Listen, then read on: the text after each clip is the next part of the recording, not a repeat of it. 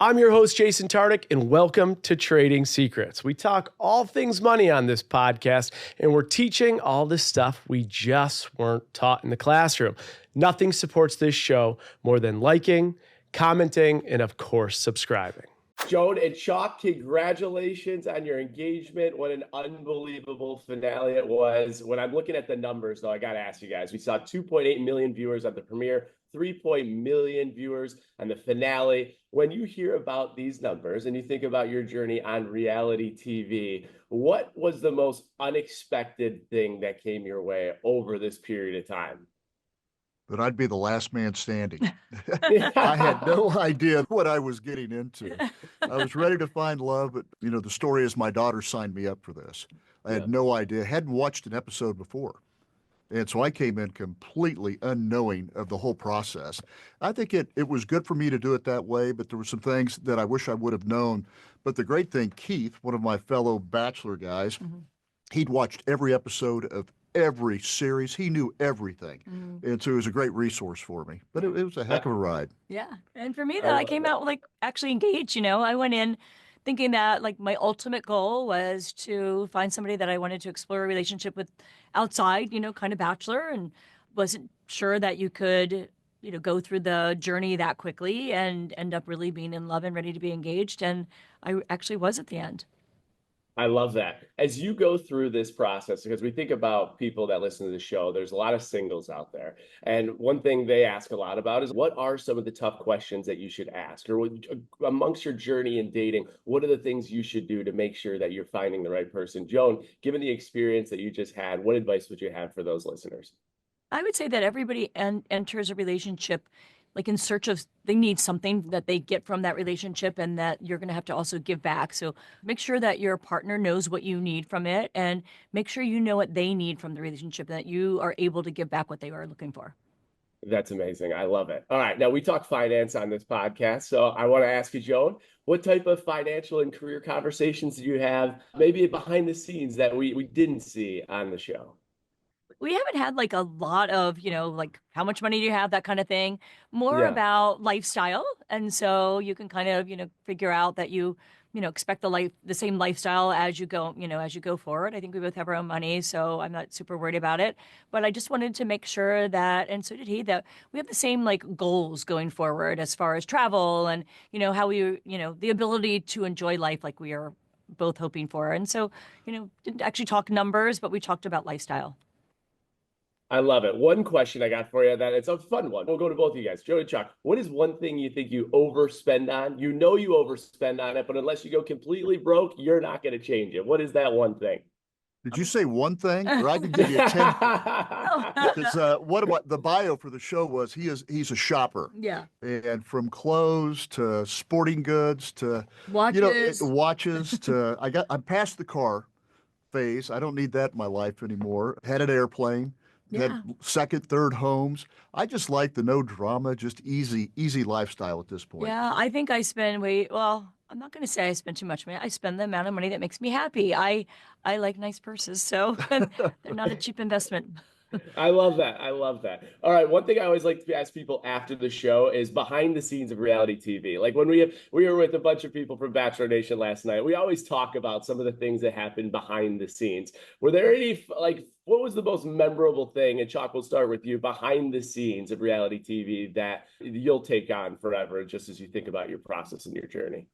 Well, a couple of things is they did show the bromance, and the show really, put an emphasis on that. But I will tell you, somebody that lived through this for 7 weeks, we were all better friends than really what they could show.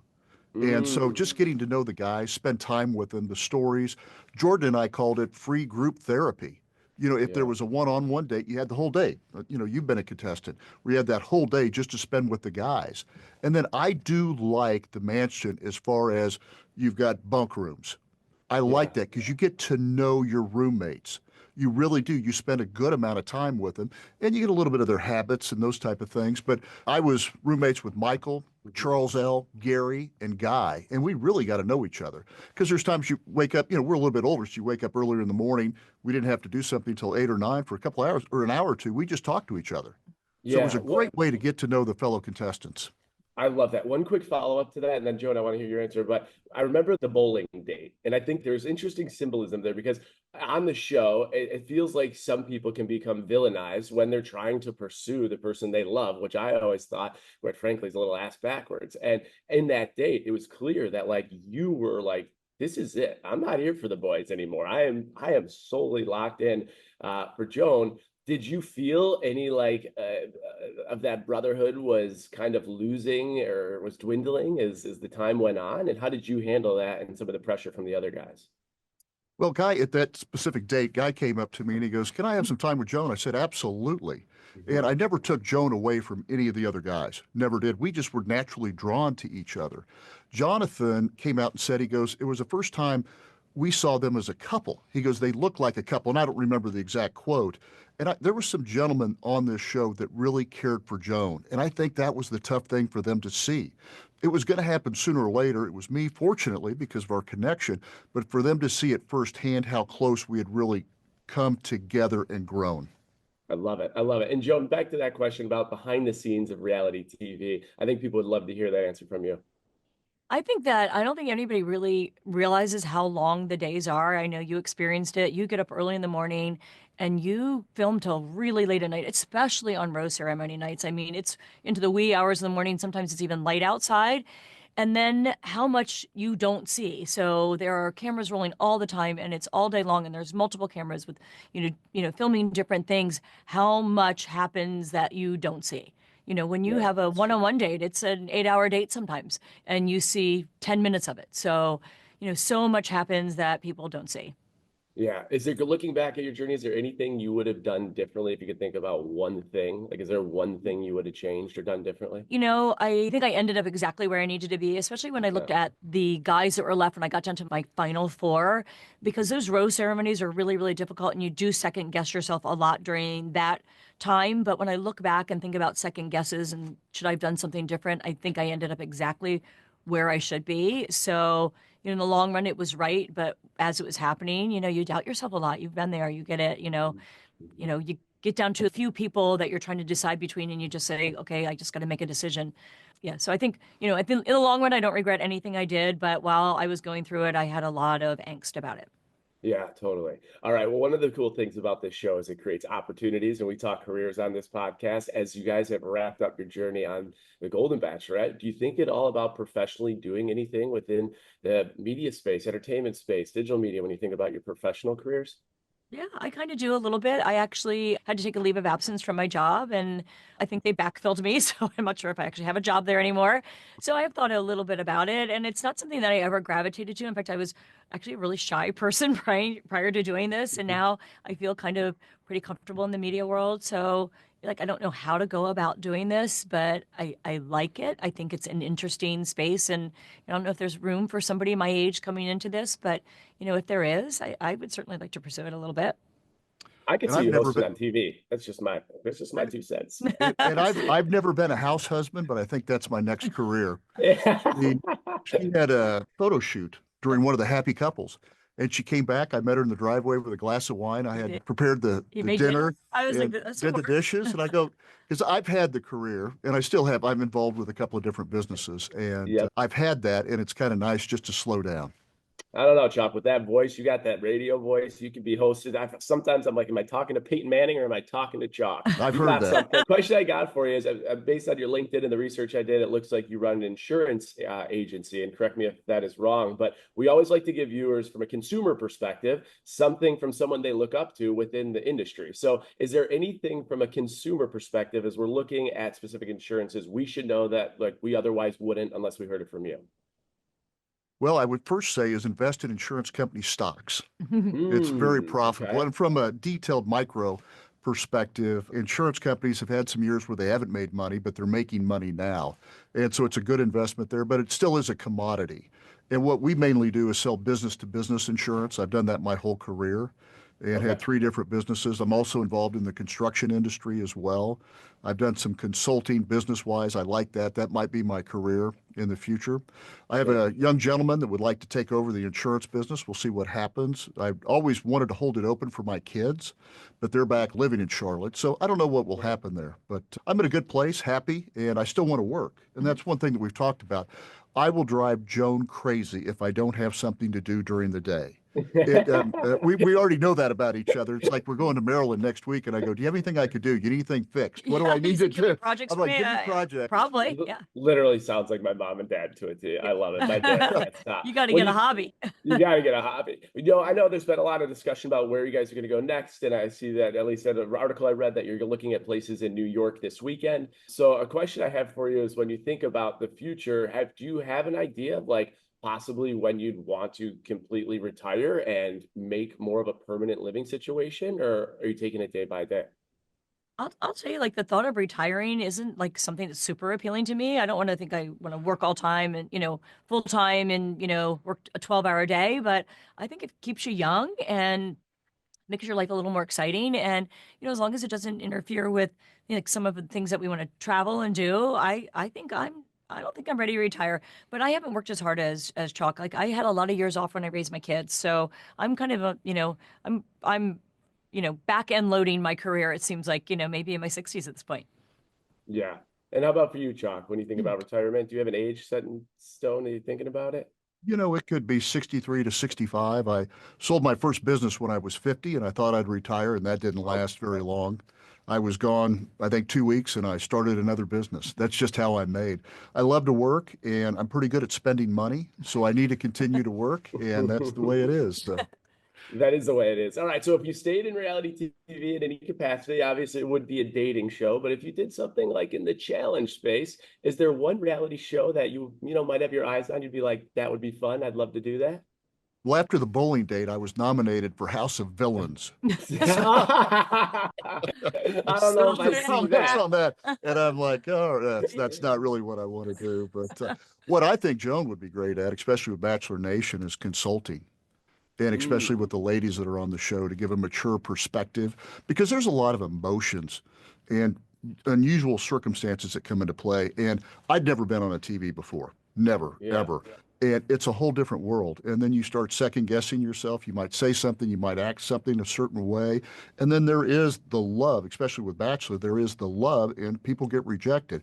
I'm very complimentary of the show having psychologists on staff, because there's times that people need it, and especially the ones that get down to the end that really care for the person but aren't selected, that are eliminated. It's an emotional ride, and it's real. I will tell you firsthand, it is real, people.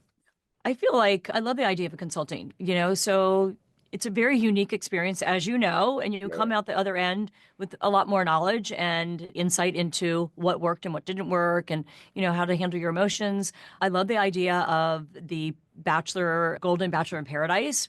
And I think that, that's going to be a little bit of a challenge that I think maybe I would love to be part of that, but like maybe on the hosting side, or, can I be the bartender or something You and fun? Wells just mixing up cocktails there. Yeah. Wells, you can make the drinks. I'll just do like the therapy. And so that would be fun. I think I would love to give Dancing with the Stars a shot, a lot of energy. I love that show. I'm a huge fan. I went twice this season already. I absolutely love that. So I maybe, if I'm asked, I would say yes. I'm just putting that out there in the universe.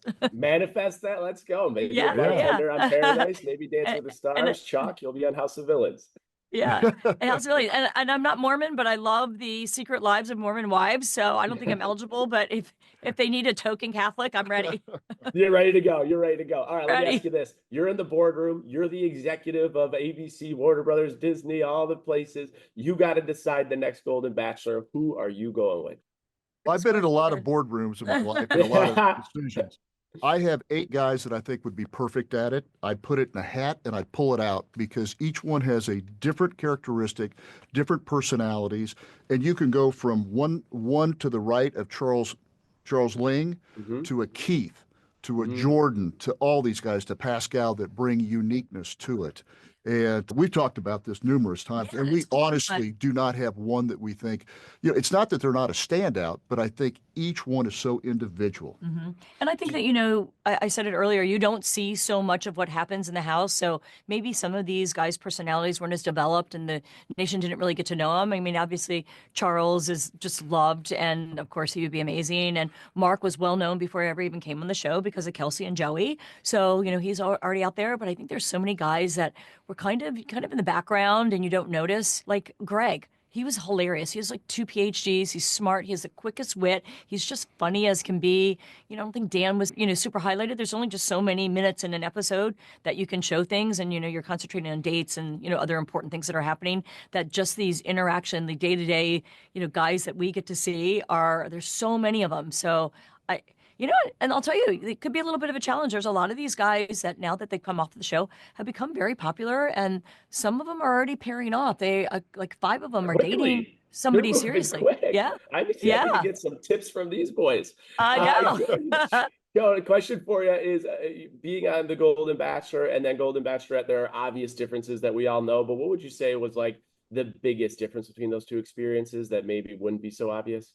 Yeah, well, going from being a contestant to the main is huge, but maybe the less obvious one was like my apprehension going into Golden Bachelor was so much more significant than it was going as to even be the lead on Bachelorette, because I didn't know, really what the heart of the show was going to be. And if we were going to end up looking foolish, like, a bunch of old people coming on TV and dating, and then would it look undignified? And, there's a question in my mind at that point, like, was I being selfish? Is it really right to think that you get to have a second love in life, and that everybody thinks that at this age you should be taking a backseat to the next generation that's coming up, and you should be in like a support role, and to when you go out and find love and you prioritize your own life, then you're not prioritizing maybe your kids and letting the next generation move in. So I was very apprehensive and nervous going on Golden Bachelor. My fears were alleviated pretty quickly. I saw I got to meet the producers and people working on the show, and I knew that they were sincere and they really wanted us to find love, and they were going to make that as easy as possible. So I think like the thing that people didn't see was probably how apprehensive and hard it is when you first go on, and your second go at it is a lot more comfortable. And I don't know, maybe you felt the same thing when you did it. Yeah. Another question that leads to that is the person. We talked a little professional, a little financial, the personal side of things. Everyone adores and loves both you guys, and you have so much support. But also at any level, when you're on this stage, there's also noise. It could just be within your family. It could be 1 or 2 haters online. Has any of that impacted you at any extent? Do you hear some of that stuff? How do you handle it from a family perspective? Has there been any curveballs that they're like, this is different. This is a little harder than I expected, seeing mom or dad on TV and seeing someone maybe make a comment or something like that? I think ABC did a very good job of educating when you start. That's great. And they go through social media training and they say there's going to be 90-10, 95-5. It's just going to happen. And I mean, I had somebody come at me about my dog, and you're like, really? So, and my daughter looks at all that for me, because after the first week I go, I'm done. I'm a positive person, and you just can't make everyone happy, especially in TV and reality TV. And, they might be going through a tough time. They just might not like me. We had something unique happen. I'd never watched an episode, never had before I went on the show. We're at a Happy Couples, and we go, let's watch one of the previous series. Yeah. And we watched a series, and the first day, getting out of the limo, it was a female lead and a bunch of guys. Within 5 minutes, I had 5 guys I didn't like. So I became a fan going, I don't like that guy. I don't like that guy. You don't even know who they are.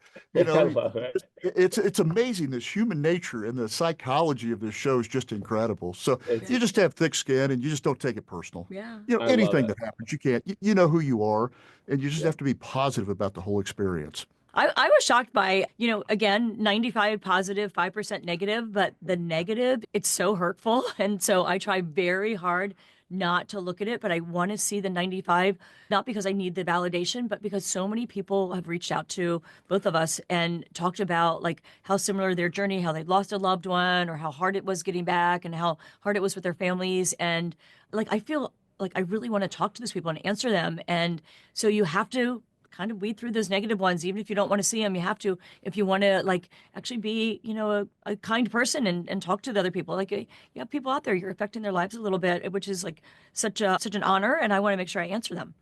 Yeah, exactly. And I think to your point and to Chock's point, it's like you don't get enough time that sometimes you're mislabeled. And even though it's 5% or 2% or 1%, you want to step into that. And it can hurt. It's a real thing. And it just comes with the territory. Last question I got before we get a quick trading secret from each of you is wedding. Would you film your wedding? Would you make it a TV series, a show? What do you think? I've like gone through a lot of like reflection on that because we knew we would be asked that, obviously. And in the beginning, I just said, everything has been so public. And I think it's just like the end of the love story. I really want it to be just about us and our families and our friends.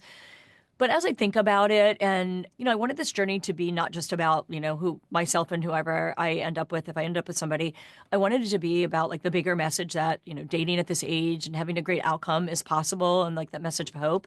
And I feel like maybe like it wouldn't be like true to the whole journey. Like I'd be stopping it before the book ended by not showing, the ending, that we actually found love when we got married. So I think I'm open for, maybe a more public wedding. And then Okay. I have three questions on that.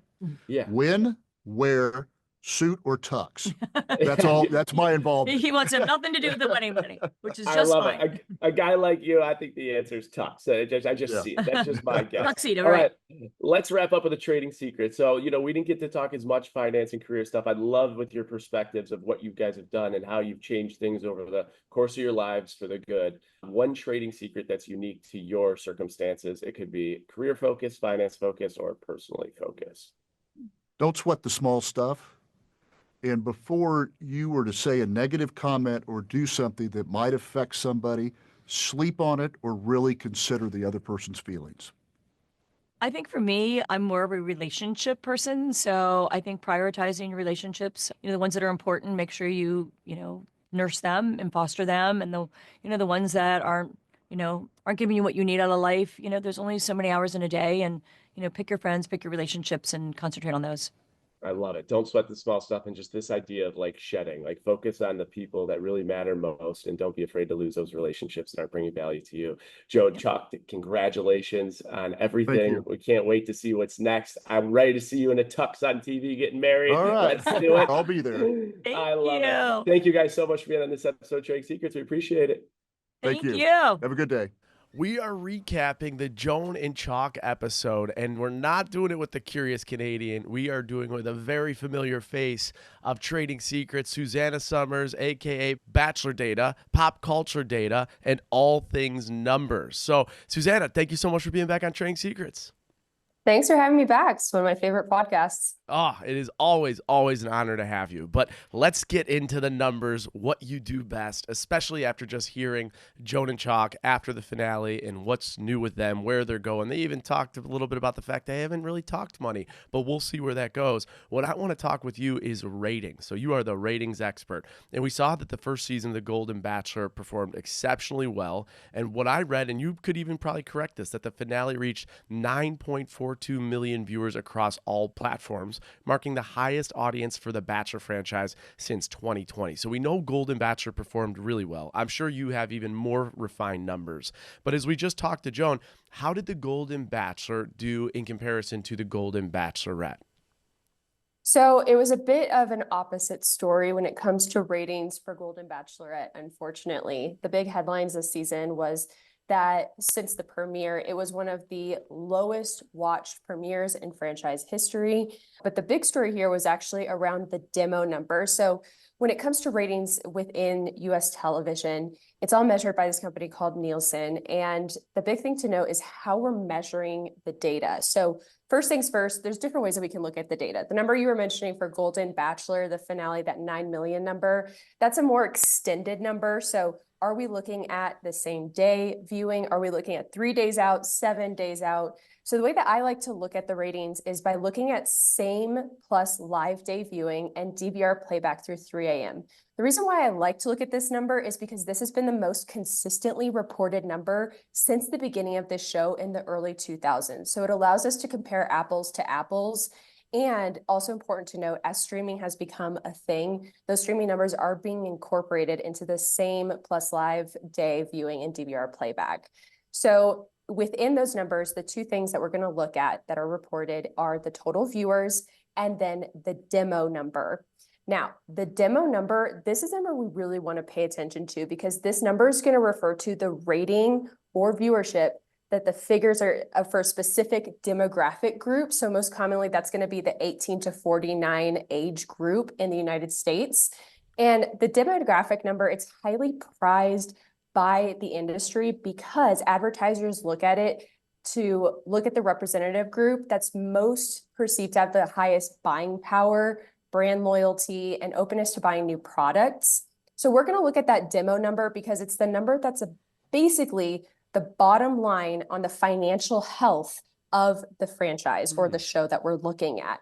So when it comes to the demo number, this is the percentage of a specific demographic group. So that 18 to 49 that's watching the show.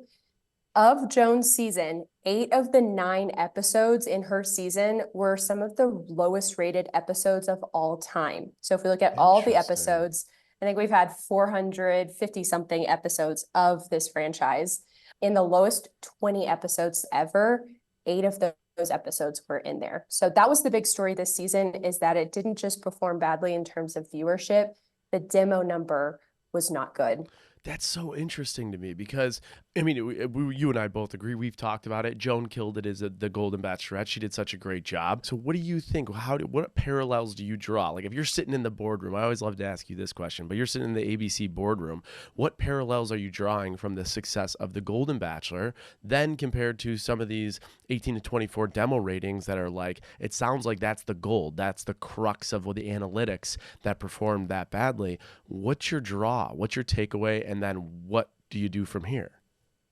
Yeah, so I think the big mistake that the franchise made this year is that they put the Golden Bachelorette on Wednesday night competing against Survivor. So Survivor is a competition show. People want to watch it live. They don't want to get spoiled. So as a result, it was competing against a show that was getting double the amount of viewers and double the demo that Golden Bachelorette was seeing.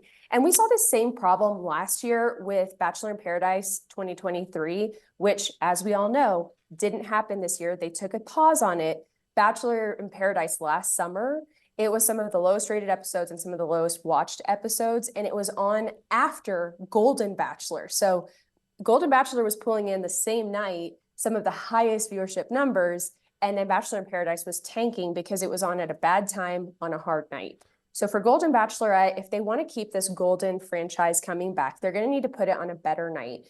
And the time of the year that they put Golden on this year, it's a really competitive time of the year. It's going against sports. It's going against Survivor.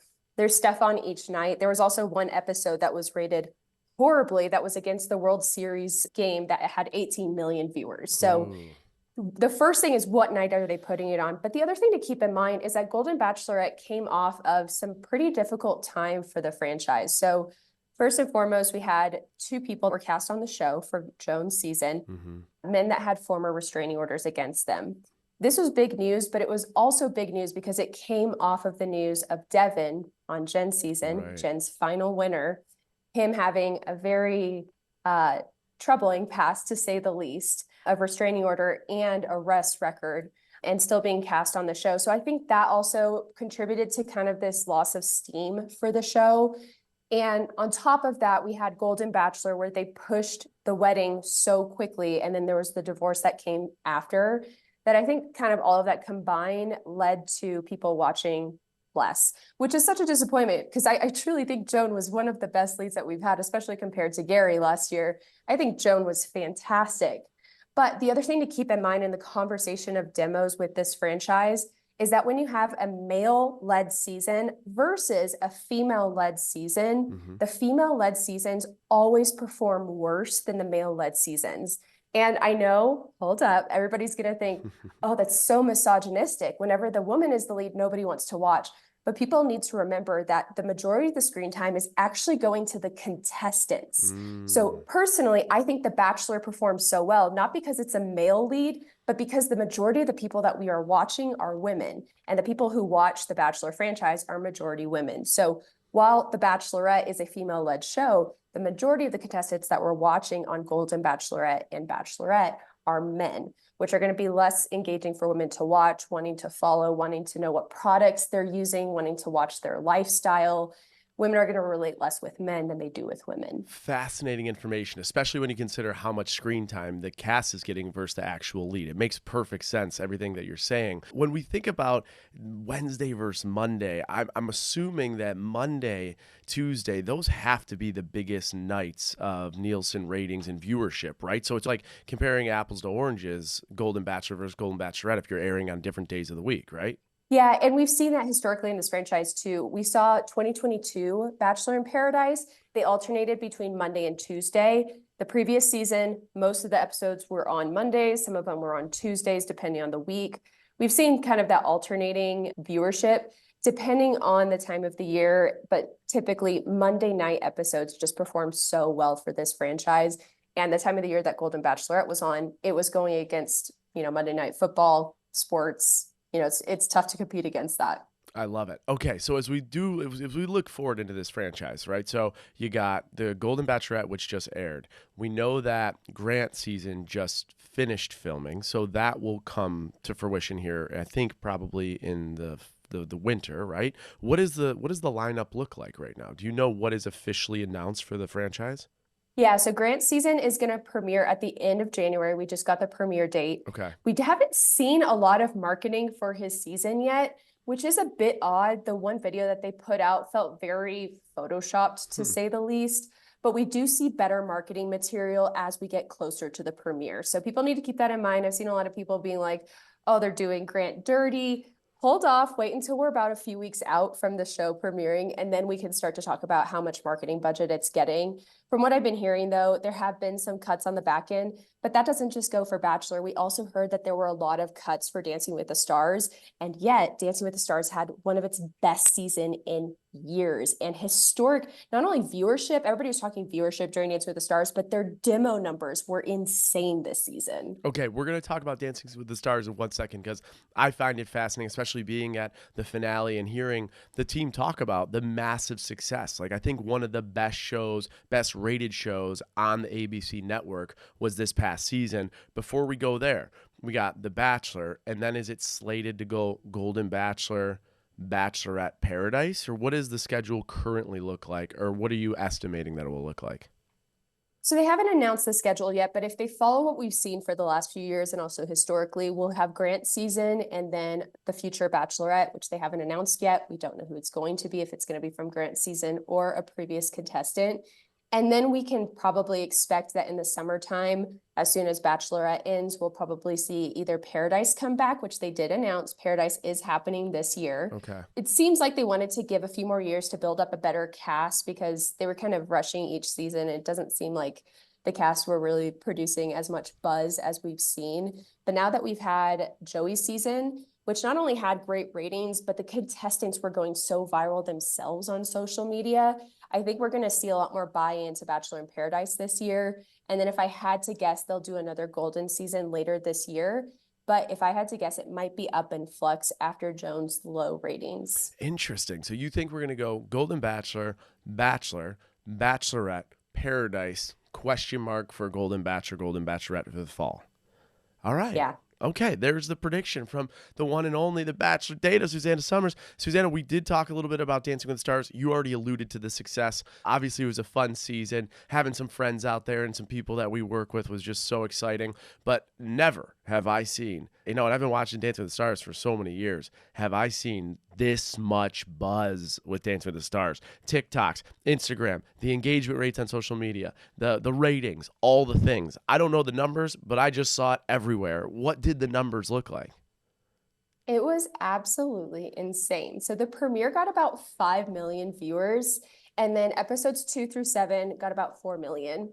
Now, when we get to the finale, the last few episodes, the last 3 episodes did so well. So the finale got 6.364, so about 6.4 million viewers, and a 1.14 demo.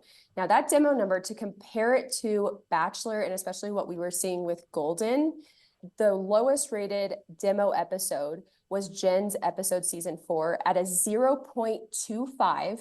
Wow. And then Joan's premiere got a demo of 0.26. So the fact that Dancing with the Stars finale got a 1.14 demo is insane. That means that that show is so valuable to advertisers, and they're going to be getting way more money from the network for future seasons. The other episodes that we saw just before the finale got 5.1 and 5.2 million viewers with a 0.71 and a 0.75 demo. To put that in perspective, the last time that Bachelor has seen a 1.14 demo was Bachelor in Paradise 2019. A lot of the episodes had that rating number. And then Bachelorette 2020, we had a lot of episodes in that rating range. Now, I will say Katie's season, the next Bachelorette that we saw after Claire and Tayshia, dropped to 0.88. So that was a pretty big drop there. And then technically Clayton had one episode that hit that 1.14 rating. But the last season where we saw those ratings come in consistently in the Bachelor franchise was Matt's season. So those numbers are fantastic. And I attribute most of it to the TikTok effect and the way that this franchise has really embraced this upcoming generation. Reminder, that demo number is 18 to 49 years old. And while a lot of us, myself included, we are starting to age out from that 18 to 20s age range, I'm in my mid-30s, we really need to see the show embracing this upcoming generation for the health of the show. And I know that there's a lot of mixed opinions in the Dancing with the Stars world around the embracing of TikTok. A lot of people are saying they're spending too much time on it. They're getting distracted. They're making dances that are just catering to TikTok audiences and going viral. That's what the show needs to continue to be successful and stay on the show. They have to embrace this upcoming generation. So as a business takeaway here, it feels as though, and we're hearing it too from companies that we work with, they are all targeting the next generation, right? The Gen Zs, the Gen Alphas. Then what we would likely see as a shift is younger leads, younger contestants, right? Because they're more connected with the younger generation, which will then get more engaged with the show, which will then perform on social media and the ratings. Is that correct? Yeah, for the most part. But I mean, if we look at Dancing with the Stars this season, one of the contestants that led to the most social media growth, it wasn't just Riley, the pro, but it was actually Alona, the rugby player that was the star of the Olympics this summer. The thing that Alona did differently this season that we are now seeing everybody else on the show embrace, the pros, we're even seeing the music department and the costume departments from Dancing with the Stars embracing this method, and comparing especially Alona to Xochitl Gomez and Charlie D'Amelio from previous seasons who are young, embrace TikTok. What Alona did differently is that the amount of content that she makes is insane. This woman, I mean, while she was at the Olympics, it's like a 2.5-week stint that she was there. She made 64 videos for TikTok. That's insane. While competing in the Olympics. Like, Here I am looking at my own methodology being like, I can only put out 2 to 3 videos a week. What's my excuse? What is my excuse? 64 videos. And the other thing too, like, you can put out shit videos. Her videos are unbelievable. They all, every single one of them are so well thought out. Wow, it's unbelievable. And that's what we're seeing the rest of the pros and even the contestants embracing is the volume. And we've seen a lot of the pros that have been going on podcast interviews talking about this, is that Alona doesn't think, she doesn't have a drafts folder. She makes a video and she puts it out immediately. And the reason why this is important, if you're listening at home being like, but why does that matter? Maybe I'm not consuming this content. Why is this important to the show? The reason why creating this behind the scenes content in between each episode is important is because it gets people to be diehard fans of the people that they're rooting for. So if you look at something like Survivor, Love Island, Dancing with the Stars, these are competition shows where people are bought in. The way that people are still writing multi-page think pieces on how certain people were robbed in the Dancing with the Stars finale, because the way that this show is working, these contestants are making all this behind the scenes content. I can tell you myself, I am tuning into TikTok on a daily basis during the season to see what Riley and Steven are up to, because she's doing a day-by-day blog. She's showing us everything that they've been up to. When she hurt her ankle, we're seeing behind the scenes of that. We're seeing little snippets of their dances. We're getting that buy-in that then leads to us wanting to vote harder for them. So if we look just at social media growth that's come from this, Dancing with the Stars this season, Alona, during her time on the show between Instagram and TikTok, she grew 1.7 million followers between the two platforms. Riley, 750,000 new followers. Jesus. Even the Dancing with the Stars account itself that just posts about the show, those two accounts grew over 600,000 followers. So those behind the scenes content, it gives us more content to buy in and fight for the people that we want to win the show. It increases participation from the audience, if that makes sense. It makes perfect sense. It's unbelievable to see those results. It's also interesting to see, right, same network, same, like a lot of crossover, but then also see the Golden Bachelor, Golden Bachelorette, and of course, Joey's season of The Bachelor results this past year, and what it looks like moving forward. How do they embrace TikTok? How do they embrace the younger next generation? Do they or do they not? Will they make the changes? Will they not? We don't know. But what we do know is that we will have Susanna Summers back on to tell us if they did, what it looks like, and what the future holds. It is always so good to talk to you, Susanna. I mean, the information you just provided us was next level masterclass. I know the Money Mafia will love it. Make sure to go give us 5 stars and give a shout out to Susanna. And Susanna, you have pop culture data going on. You have Rethink data going on. Where can everyone find all the stuff you have going on, and tell us what's new in the world of all things Susanna Summers? Yeah, so you can find me on Instagram, TikTok, mainly on Instagram. We're doing a lot of visual content. Also launching a Substack this year, so going to be providing some extra content, talking podcast episodes, written pieces. So if you guys want to follow, just find me on Instagram, and then you can find all of our stuff from there. Okay, go check her out right now. Go follow her. All this information, it's unbelievable. I believe one day all the big media companies are going to be hiring you as the head consultant. This information's invaluable. It's fascinating, and it's perfect for trading secrets. Susanna, thank you so much for joining us. Thanks for having me.